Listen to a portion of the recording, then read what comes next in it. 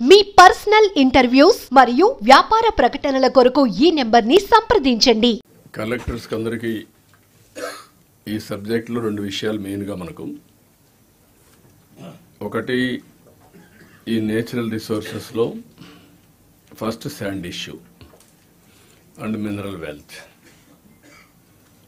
All కలెక్టర్స్కి ఒక విధంగా చెప్పాలంటే it is an opportunity, it is a challenge. మీరు సరిగా హ్యాండిల్ చేయకపోతే you will get bad name.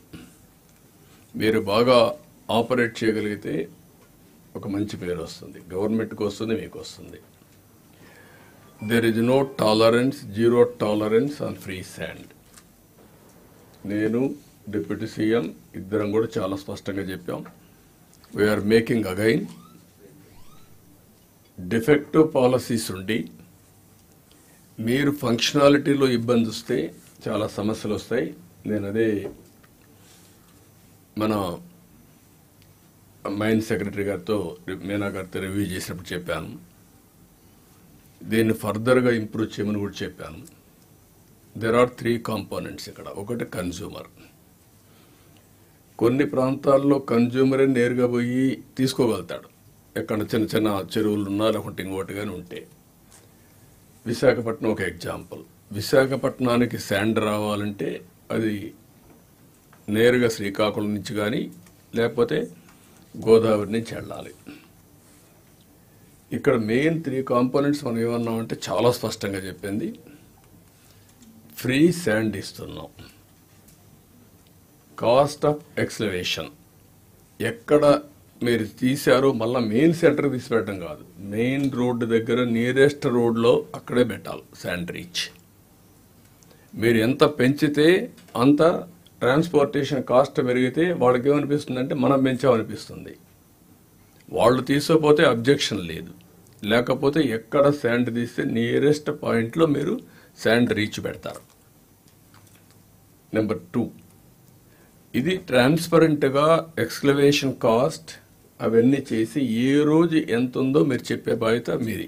మీడియాకు కూడా ఐడియా ఉండాలి. ఇప్పుడు టుడే ఒకటి, రెయినీ సీజన్ అయిన తర్వాత ఇంకొకటి. 2, ఎట్లా బుక్ చేసుకోవాలి. As on today everybody is doing లారీలో వచ్చేయడం, 2 days ఉండడం, మళ్ళా దీన్ని పంపించడం. ఇవన్నీ శాండ్ కంటే 4 times 5 times ట్రాన్స్పోర్టేషన్ కాస్ట్ పెరిగిపోయింది. That is the biggest challenge now. That is where government has to handle. నేనేమంటున్నానంటే ఎవరు శాండ్ కావాలన్నా ఇంకా ఏదైనా ఐడియాస్ చెప్పండి. మళ్ళా వాళ్ళు సాయంత్రం 2 నిమిషాలతో డిస్కస్ చేస్తాను. ఇది ఎట్టి పరిస్థితిలో నేను ఒక సవాల్గా తీసుకుంటున్నా. ఒకవేళ ఎవరన్నా కానీ మీరు ఫెయిల్ అయితే మిమ్మల్ని కూడా కాల్ బ్యాక్ చేసే పరిస్థితి ఉంటుంది. I'm very clear on that.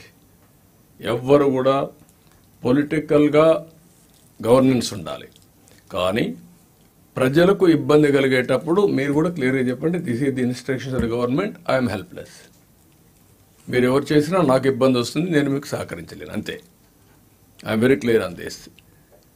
రెండోది ఏంటంటే కన్జ్యూమర్ అనేవాడు అవసరమైంది ఇక్కడ మన దగ్గరకు వచ్చి సచివాలయంలో బుక్ చేసుకుంటారు. డిసిగ్నేట్ 1 person సచివాలయంలో బుక్ చేసుకుంటే డబ్బులు కూడా కడతారు. ఎంత డబ్బులు కట్టాలనో ట్రాన్స్పోర్టేషన్ కూడా చార్ట్ ఉంటుంది, కంప్యూటర్ తయారు చేస్తున్నాం, అందులో క్లియర్గా ఉంటుంది ఎన్ని కిలోమీటర్లు ఎంత అని. దాని ప్రకారం క్లియర్గా రీచ్కి అయ్యే కొద్దికి వాళ్ళ ఇంటికి పోవడానికి ఏ పాయింట్కి పోవాలనో బుక్ చేసుకుంటే నేరుగా అక్కడికి వెళ్తుంది. ముందే డబ్బులు కడతాడు, తర్వాత ఆయన రీచ్ అయ్యిందని చెప్తేనే మనం డబ్బులు రిలీజ్ చేస్తాం. Number 2, all lorries uberization. Principle is very clear. ఈరోజు మీరు చూస్తున్నారు ఇక్కడ ఆటోలు ఉన్నాయి, రైల్వే స్టేషన్లో ట్రైన్ వచ్చింది, వరుసగా ఆటోలు వస్తూ ఉంటాయి, ట్యాక్సీలు వస్తాయి. ఫస్ట్ కమ్ ఫస్ట్ సర్వ్, ఎక్కడికి పోవాలనో అకార్డింగ్ టు డిస్టెన్స్ రేట్లన్నీ డిసైడ్ అయిపోతాయి, పే చేస్తారు, వెళ్ళిపోతున్నారు. Same I want to bring those who are interested lorries. I'm requesting them. Harassment లేకుండా విన్ విన్ సిచ్యువేషన్ ఉండాలి. మీరు ప్రభుత్వానికి చెడ్డ పేరు తేవద్దండి, మమ్మల్ని ఇబ్బందులో పెట్టి మీరు ఇబ్బందుల్లో పడద్దండి. మీరు ఊబరైజేషన్ చేసుకోండి, పేర్లను రిజిస్టర్ చేసుకోండి, దెన్ మనం మెసేజ్ పెడతాం. హాఫ్ అన్ అవర్ ముందు రమ్మంటాం, నేరుగా వస్తారు, శాండ్ ఉంది, నేరుగా లోడ్ చేస్తాం, ఎక్కడ పోవాలని చెప్తాం, వెళ్తారు. వాళ్ళు కూడా ముందే అవన్నీ కూడా ఆప్షన్స్ అన్నీ బుక్ చేసుకుందాం. వాళ్ళకు పలానా దగ్గర నేను పోనంటే ఆయన చాయిస్, పోయే వాళ్ళకి మనం ఇస్తాం. ఏది కూడా స్టాండర్డైజేషన్ చేస్తాం. రేట్లన్నీ స్టాండర్డైజేషన్ ప్రకారం ఎవరైతే విల్లింగ్ ఉంటారో అవన్నీ ట్రాన్స్పరెంట్గా పెట్టేస్తాం. ఇవన్నీ బుక్ చేసిన తర్వాత ఒకటి ఊబరైజేషన్ ఆఫ్ ట్రాన్స్పోర్ట్. అవసరమైతే ఆ వ్యక్తి రావాలంటే పలానా రోజు మీకు దొరుకుతుందంటే వచ్చి ఆయన వెహికల్ అయినా పోవచ్చు, లేకుంటే లారీలో కూర్చొని ఇంటికి తీసుకుపోవచ్చు. We don't have any objection. Check చేసుకోమనండి. ఎక్కడైతే బిగినింగ్ పాయింట్ ఉందో, ఒక లారీ తీసుకున్నాడు 10 tons నేను వస్తానంటాడు రండి, బస్ లారీలెక్కి వెళ్ళిపోతాడు, లేదంటే ఆయన ఓన్ వెహికల్ ఉంటే వెళ్తాడు. బట్ ఎట్టి పరిస్థితుల్లో దీన్ని మాత్రం ఈ 3 component excavation number 1, booking at సచివాలయం నెంబర్ 2, నెంబర్ 3 ఏదైతే లారీస్ ఊబరైజేషన్, ఈ 3 కంప్యూటరైజ్ చేస్తాం. Will keep before you. You have to act very firmly. Nobody should touch. ఇది ఏదైతే పేదవాళ్ళకు ఉపయోగపడి మనం ఇప్పుడు రోటీ కపడా మకాన్ అంటాం, ఆహారం, దుస్తులు, ఇల్లు, ఇది ఇంటికి కావాల్సిన ఇసుక. అది కాకుండా it is the right the common man. నేచర్లో వచ్చిన ఇసుకని కొంతమంది ఇష్టానుసారంగా చేయడం చాలా దుర్మార్గం. పోయిన గవర్నమెంట్ చాలా జరిగాయి. దానిపైన కూడా ఇప్పటికే ఎంక్వైరీలు జరుగుతున్నాయి. కడాన సుప్రీంకోర్టు చెప్పినా భయపడలేని పరిస్థితికి వచ్చాం. ఇమ్యూనిటీ, దానికి కూడా సుప్రీంకోర్టును కూడా మభ్య పెట్టడానికి తప్పుడు సర్టిఫికెట్లు ఇచ్చారు. ఒక విషయం మీరు గుర్తుపెట్టుకోవాలి, టెక్నాలజీ ద్వారా ఇన్వెస్టిగేషన్ చేస్తే అన్నీ దొరుకుతారు, ఎవడో తప్పించుకోలేండి. అందుకే చెప్తాను, శాండ్ విషయంలో కూడా నో కాంప్రమైజ్. చాలా ఇర్రెగ్యులారిటీస్ వచ్చాయి. ఇప్పటికే అక్కడ కన్సర్న్ ఆఫీసర్ పైన యాక్షన్ తీసుకోమన్నాం. ఇప్పుడు నేను ఆర్డర్ చేస్తున్నా, సిబిసిఐడి ఎంక్వైరీ చేస్తాం. మొత్తం కేసునంతా ఎవరెవరు తప్పు చేశారో వాళ్ళందరినీ పనిష్ చేస్తాం. ఆ విషయంలో నో క్వశ్చన్ ఆఫ్ కాంప్రమైజ్. ఇక్కడ నేను మిమ్మల్ని కోరేది, మీరు ఎక్కడా రాజీ పడకుండా దీన్ని ట్రాన్స్పరెంట్గా ఎస్టాబ్లిష్ చేయమని మిమ్మల్ని కోరుతున్నా. దీనికి మనం వర్కౌట్ చేయాల్సిన అవసరం ఉంది. అదే మరిగా మినరల్ వెల్త్ కూడా దాన్ని ఏ విధంగా చేయాలని first preference industry, value addition, అవి కూడా వర్కౌట్ చేద్దాం. అదే మరిగా దాన్ని కాపాడుకోవాలి. That is the wealth. ఏదైతే మనం రెవెన్యూ జనరేషన్ చేయాలనుకుంటున్నాం అన్ని వర్కౌట్ చేస్తాం. లాస్ట్ 5 yearsలో చాలా మిస్యూజ్ జరిగింది. నేను పబ్లిసైజ్ చేశాను వైట్ పేపర్ కూడా. కడాన మామూలు క్వారీలు కూడా కబ్జా చేసే పరిస్థితికి వచ్చారు. మామూలు బిగ్ మైన్సే కాదు. దాన్ని ఏం చేయాలనో will take action on that. ఇది మీకు ఎవరికైనా డౌట్లు ఉంటే యూ కెన్ ఆస్క్ మీ. రెండోది, సుప్రీంకోర్టు అడిగిన దానికి కూడా మీరు ఎవరిని షీల్డ్ చేయకుండా మీరు కాపాడుకోవడానికైనా సరే మీరు క్లియర్గా వాస్తవాలు చెప్పండి. ఏం జరిగిందో అక్కడ ఆ రీచల్లో ఎక్కడ మీరు షీల్డ్ చేస్తే లాస్ట్ టైం అదే జరిగింది, అన్నెసరిగా మీరు ఇబ్బందులు పడతారు. I want to make it very clear. Then వాటర్లో ground water and also projects, ఈ 2 కూడా మీరు ఫోకస్ చేసుకోవాలి. గ్రౌండ్ వాటర్ని మ్యాక్సిమం ఇంక్రీజ్ చేయాలి. మనం ఒకప్పుడు అనంతపూర్ జిల్లాలో వాటర్ పాయింట్స్కి వెళ్ళాం, ఫామ్ పాయింట్స్ పెద్ద ఎత్తున పోయాం. అవి దానివల్ల గ్రౌండ్ వాటర్ పెరిగింది. ఇప్పుడు కూడా దాన్ని ఎంకరేజ్ చేయాలి. చెక్ డ్యామ్స్ అన్ని రిపేర్ చేయాలి. ఎక్కడున్నా కూడా ఎక్కడొచ్చినా వాటర్తో నిలిచే పరిస్థితి రావాలి. అదే మరి all reservoirs me responsibility to fill. ఇప్పుడు సముద్రంలో పోయే నీళ్లు పోతిరెడ్డిపాడు ద్వారా రిజర్వాయర్లు తీసుకుపోయి అవి కూడా ఫుల్అప్ చేస్తే, ఈసారి మనం కానీ కరెక్ట్గా హ్యాండిల్ చేస్తే రాబోయే 5 ఏళ్లలో అటు ఇటు వర్షాలు తక్కువనా మేనేజ్ చేసే పరిస్థితి రావాలి త్రూ వాటర్ మేనేజ్మెంట్. ఒకప్పుడు బెస్ట్ సిస్టమ్స్ పెట్టాం, ఎన్ని ప్రాబ్లమ్స్ ఉన్నాయి అవన్నీ కంపల్సరీగా మీరు చేయాలి. ట్యాంక్స్ అన్నీ కూడా ఫిల్అప్ చేయాలి.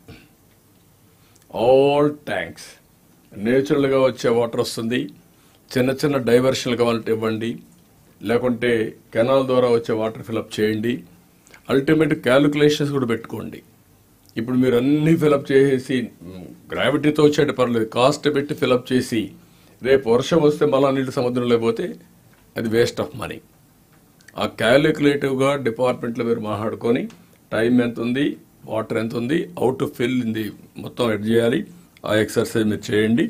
అదే మరి ఆల్ ట్యాంక్స్ని మీరు ప్రొటెక్ట్ చేసుకోవాలి. ఒకసారి మీరు కూడా సర్ప్రైజ్ ఇన్స్పెక్షన్ చేయండి. అక్కడి నుంచి ఆల్ ప్రాజెక్ట్స్లో I'm asking you be clear, maintenance is very very important. Even gates grease చేయలేకపోయాం.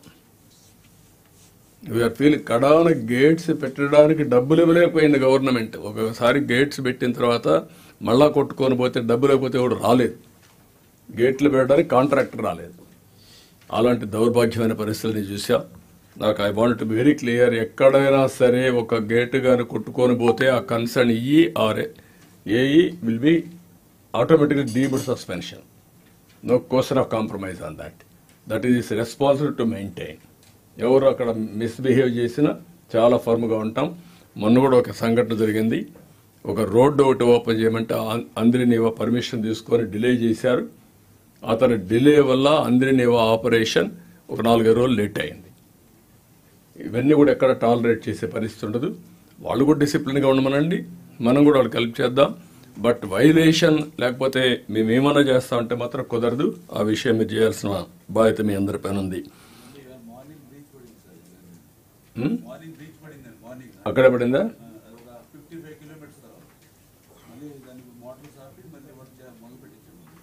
అదే ఇవన్నీ ఉంటాయి.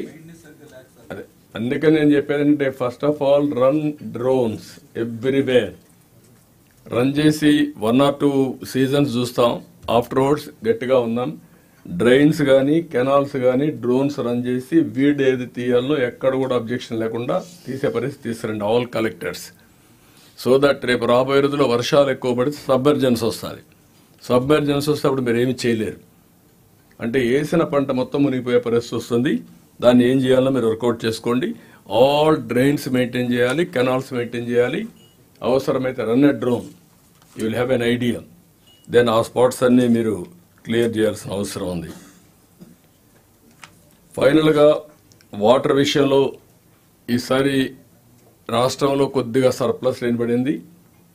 అదే మరి బయట మంచి రెయిన్స్ పడ్డాయి. దీనివల్ల ఏదైతే మనకు మేజర్గా వచ్చినటువంటి కృష్ణా గోదావరి 2 కూడా ఫ్లడ్స్ వచ్చాయి.